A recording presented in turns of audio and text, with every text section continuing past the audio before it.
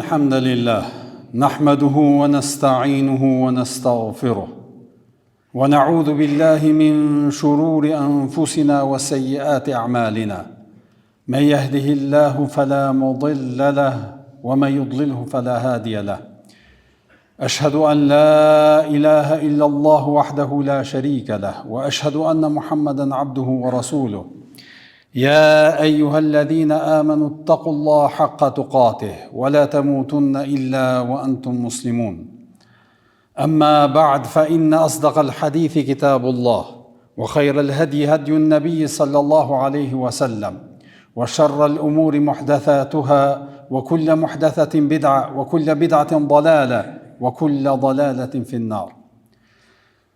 Lavdrimet më të sinqerta I takojnë vetëm Allahut të Madhërisëm. Vetëm atë falenderojmë dhe vetëm prej Tij ndihmë e falje kërkojmë.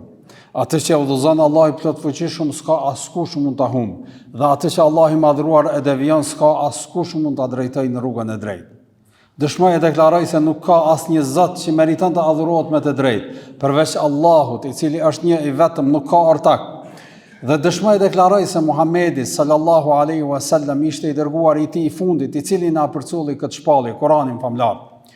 Salavatet dhe selamet, lavdërimi dhe paqja qofshin mbi të, familjen e tij, shokët e tij dhe mbi të gjithë ata besimtar musliman që pasojnë rrugën e tij dhe udhëzohen me sunetin e tij deri në ditën e gjykimit.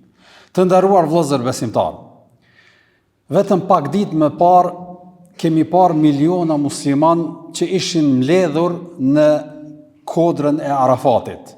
Një pamje madhështore e cila është vështirë me u përshkruar me fjalë. Njerëz nga çdo vend të ndryshëm për nga gjuha, ngjyra e lkurave të tyre, pastaj kultura të ndryshme, megjithatë të gjithë me një zemër edhe me një qëllim, ajo ishte falja e Zotit të Madhërisëm. Nuk dalloheshin në mes tyre as I pasuri, as I varfëri, as ai që është president e ai tjetri që është I udhëhequr, nuk ishte dallim as kush është I famshëm edhe kush është njeri I zakonshëm, pra të gjithë të veshur njëjtë, me të njëjtën, me thonë kushtimisht uniformë, me ihramat e tyre, të gjithë duke ngritur duart e tyre në qiell dhe duke kërkuar të njëjtën gjë, faljen prej Allahut të Madhërisëm, afrimin tek ai dhe mëshirën e Tij. Shumë prej tyre, ndoshta edhe janë kthyer në shtëpitë e tyre, ka disa që janë në udhëtim e tutje, sidoqoftë të gjithë këta do të kthehen me kujtime dhe me mall për këtë vend të bekuar dhe për këtë vend të bereqetshëm. Edhe prej neve ka njerëz që e kanë kry haxhin dhe I kujtojnë këto momente me mallëngjim. Ka të tjerë që ndoshta ende nuk e kanë kry këtë ritual, e lutim Allahun e Madhërisëm ja u bë nasib që sa ma shpejt me qëndru në këto vende të shenjta dhe me e kërku dhe me u kaplu me rahmetin dhe mëshirën e Zotit Madhërisëm. Sidoqoftë, ndoshta dikush prej neve mundet me thonë që mësimet e haxhit janë vetëm për ata të cilët e kanë përjetuar haxhin, por e sakta është se vërtet haxhi nuk është vetëm përjetim, nuk është vetëm një udhëtim të cilën e zhvillon haxhiu dhe përjeton ato ngjarje të zakonshme dhe me kaq përfundon çdo gjë. Jo. Haxhi në vetvete dhe është urtësi e Zotit Madhërisëm, vëllezër të nderuar, që ritualet e haxhit që I ka bë obligim të kryhen, nuk I ka bërë vetëm ato të kryhen në kuptimin fizik, me shku në filan vendi, me bë tavafin, me qëndru në Arafat e kështu me radhë, por ato Allah I Madhërisëm I ka bërë obligim me I kry, me I zhvillu si rituale që njeriu të meditoj rreth atyre veprimeve të cilat I bën, kështu që me e kuptu dhe me e përjetu, po krahas kësaj edhe me e kuptu edhe mesazhet dhe urtësitë dhe synimet të cilat I bart ky udhëtim dhe ky ritual në përgjithësi. Andaj neve sot vëllezër të nderuar do të ndalemi në disa pika që do të mundohemi t'i trajtojmë apo t'i shtjellojmë disa urtësi të cilat I përfiton besimtari nga rituali I haxhit në përgjithësi. Mësimi I parë që na jep haxhi vëllezër të nderuar është vlera e kohës dhe shfrytëzimi i rasteve që Allahu i Madhreshëm na jep në jetën tonë. Me një fjalë, neve e dim të gjithë se haxhiu apo haxhi kryhet në muajin e caktuar, nuk mundesh kur dush ti me e kry. E ka muajin e parapa. Edhe Arafati, qëndrimi në Arafat e ka ditën e caktuar. Është dita e 9 e Dhulhijhes, një ditë para Bajramit. Nuk ka mundësi dikush me thonë valla po qëndrojnë ditën e 10 apo ditën e 11 edhe unë e bëj haxhin. Jo, e ka orarin, kohën e caktuar që nëse dën ti me e kry ritualin e haxhit, patjetër duhesh me qëndru në atë kohë. Me një fjalë, nëse edhe ke shku në haxh, me thonë kushtimisht, por në atë ditë nuk ke qëndru në Arafat, në ditën e 9 të Dhulhijhes, nuk ke qëndru në Arafat, atëherë në fakt ty nuk mundesh apo nuk konsiderohesh që e ke kry haxhin. Çfarë kuptojmë nga ky veprim? Kuptojmë se vërtet vëllezër të nderuar, jeta jonë është e mbushur me mundësi, por ato mundësi nuk zgjasin përgjithmonë. E kanë kohën e caktuar, nëse ti i shfrytëzon, atëherë e arrin suksesin. Nëse e lejon me të kalu, atëherë dije që ajo nuk rikthehet. Prandaj, edhe pejgamberi sallallahu alaihi wasallam e sqaron këtë në mënyrën dhe formën më të mirë kur thot në hadith igtanim khamsan qabla khamsin. Në përkthim, shfrytëzoj 5 gjëra para se të vinë 5 të tjerat. Me një fjalë, i ki 5 mundësi.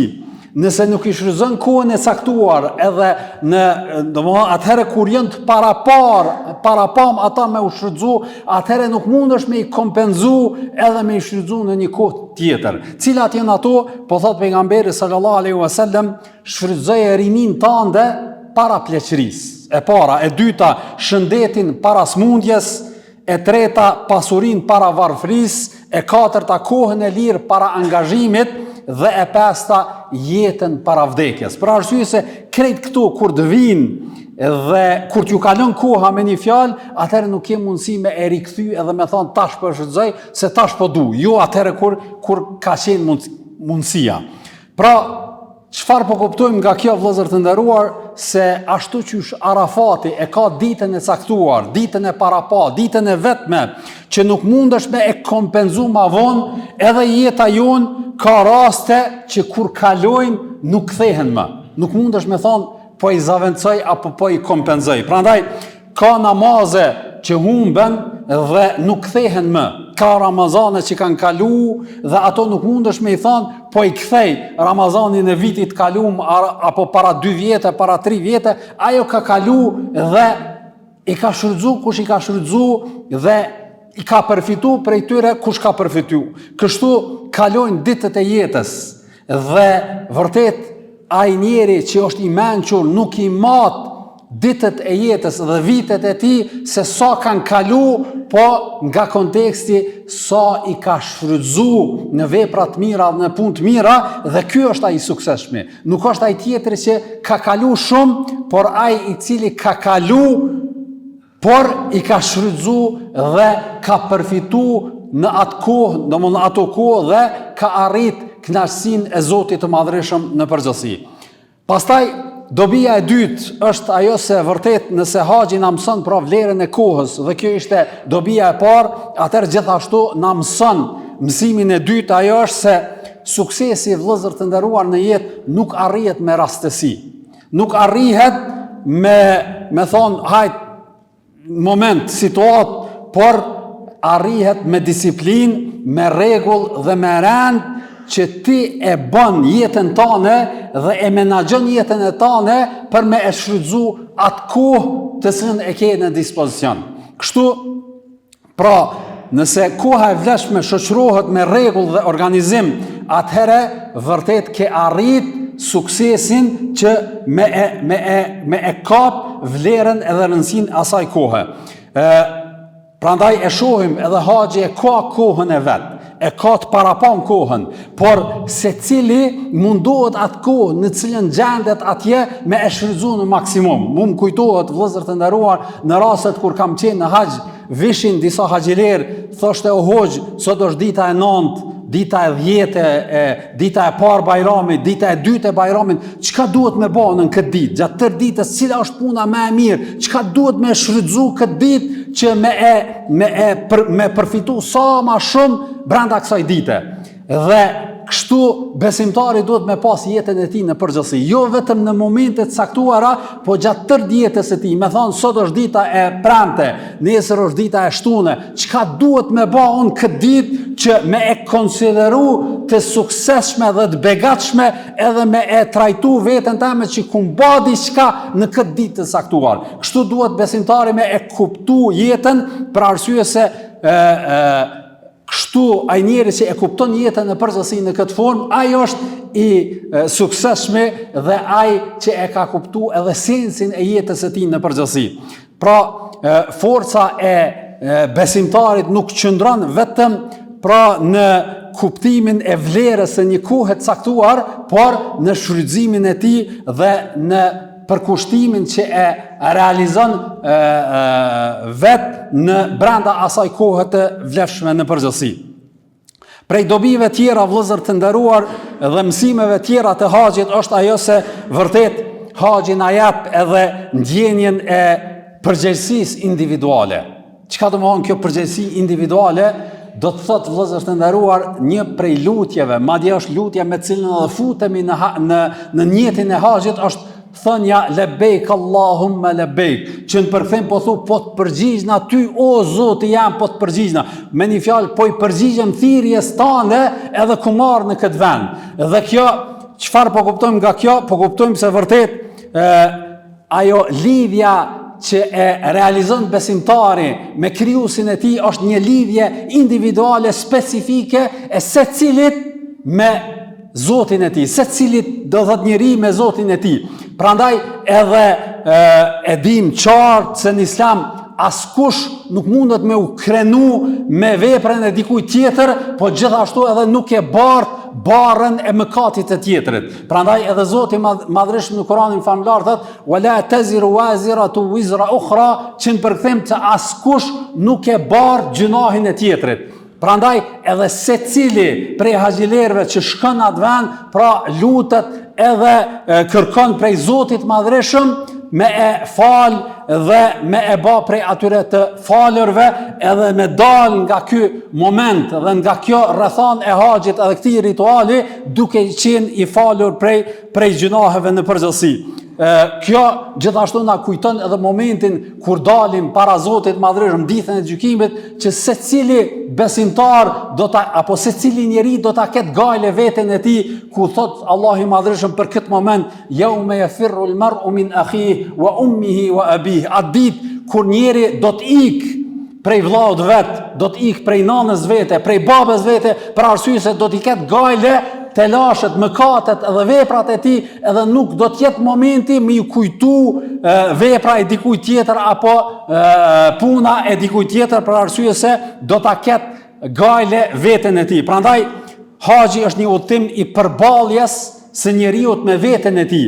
Pra një mundësi për vetë llogaritje para se me ardhë momenti i llogarisë në ditën e gjykimit. Pastaj prej shpërblim apo prej mësimeve të haxhit është edhe ajo se vërtet mësimi i katërt është durimi ndaj sprovave dhe vështirësive. Çka do thot kjo, vëllezër të nderuar? Do thot se vërtet haxhi në veten e tij ka shumë sfida, ka shumë rrethana dhe situata të zakonshme që janë të vështira, po gjithashtu edhe momente të jashtëzakonshme të papritura. Kallaballëku, pastaj tollovia, pastaj mundet me ndodh me u prish autobusi, me ndodh do thot një kallaballëk para gjatë rrugës e kështu me radhë, situata të pa pritura, mundesh me mbeti i uritur gjatë tërë ditës ose i pa gjumë e kështu me radhë. Pra të gjitha këto rrethana, situata janë pjesë të haxhit që dashte mundesh me u ballavaçu edhe me qenë sfidë për ty. Prandaj duhesh me e kuptu që ajo çka është e rëndësishme në këtë udhtim është që me u pajis me sabër, me durim. Po i thot pejgamberi sallallahu alaihi wasallam Aishës, gruas së tij, me një rast thot vërtet shpërblimi yt në raport me lodhjen dhe shpenzimin tënd. Pra ti do të shpërblehes aq sa ke punu apo aq sa je ballavaçu me vështirësi, edhe sa ke shpenzu, aq do të jetë edhe shpërblimi yt. Me një fjalë, edhe në haxh, të gjitha këto sfida dhe peripeti me cilat mundesh me u ballavaçu, disa prej të cilave janë të zakonshme, pra disa të tjera që tha mundet me qenë të jashtëzakonshme, për secilin moment, nëse ti e kontrollon veten tënde, duron, nuk del nga vetvetja, atëre e din dhe e ke shpërblimin për atë durim dhe atë sabër të cilën e bën. Kështu që në këtë formë haxhi e nxjerr nga zemra e tij urrëtitjen, akuzën ndaj të tjerëve ose konfliktin ndaj të tjerëve, por e kupton që çdo moment, çdo situatë, çdo rrethon ai është duke kryer ritualin e haxhit, prandaj është i kujdesshëm që e ruan gjuhën e tij dhe në raport me të tjerët nuk të i kalon kufirin. Pastaj prej mësimeve të cilat i marrim nga haxhi, vëllezër të nderuar, është edhe realizimi i tauhidit. Pra me qunë vend tauhidin, njëshmërinë e Zotit Madhreshëm në adhurim. Allahu Madhreshëm i thot pejgamberit tonë Muhamedi sallallahu alaihi wasallam kështu: "Wa idh bawwa'na li Ibrahima makana al-bayti an la tushrik bi shay'a wa tahhir bayti lit-ta'ifina wal-qa'imina war-ruk'i sujud." Në surën Al-Hajj ajeti 26, po thot Allahu i Madhreshëm kështu: "Dhe kujto kur ne i përcaktuam Ibrahimit vendin e shenjtë." Me një fjalë, kur ne i treguam Ibrahimit ku do të jetë Qabeja, në cilin vend, pra nuk është një vend që ka zgjedh vetë Ibrahimi alayhis salam, po Allahu i Madhreshëm i ka tregu ku është vendi i Qabes kur e ka ndërtu. Pastaj thot: "Dhe i tham atij, mos më shoqëro asgjë në adhurim, pra mos më bë shirk gjatë ritualit të haxhit në përgjithësi dhe pastroje shtëpinë time, pra Qaben, nga idhujtaria për ata që bëjnë tavaf dhe për ata që falen në përgjithësi."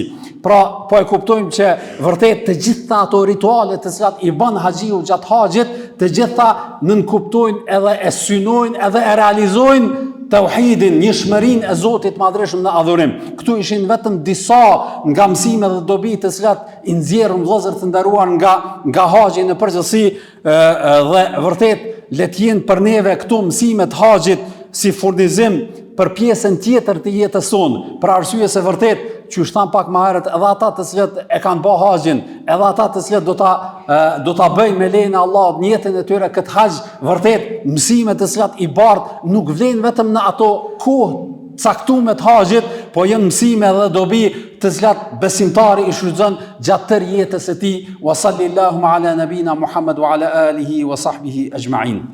Alhamdulillahi rabbil alamin wal aqibatu lil muttaqin wa la udwana illa ala adh-dhalimin. والصلاة والسلام على رسولنا محمد وعلى آله وصحبه أجمعين. أعوذ بالله السميع العليم من الشيطان الرجيم. إن الله وملائكته يصلون على النبي يا أيها الذين آمنوا صلوا عليه وسلموا تسليما. اللهم صل على محمد وعلى آل محمد كما صليت على إبراهيم وعلى آل إبراهيم إنك في العالمين حميد مجيد. اللهم بارك على محمد وعلى آل محمد كما باركت على إبراهيم وعلى آل إبراهيم إنك في العالمين حميد مجيد. أعوذ بالله السميع العليم من الشيطان الرجيم. إن الله يأمر بالعدل والإحسان وإيتاء ذي القربى وينهى عن الفحشاء والمنكر والبغي يعظكم لعلكم تذكرون.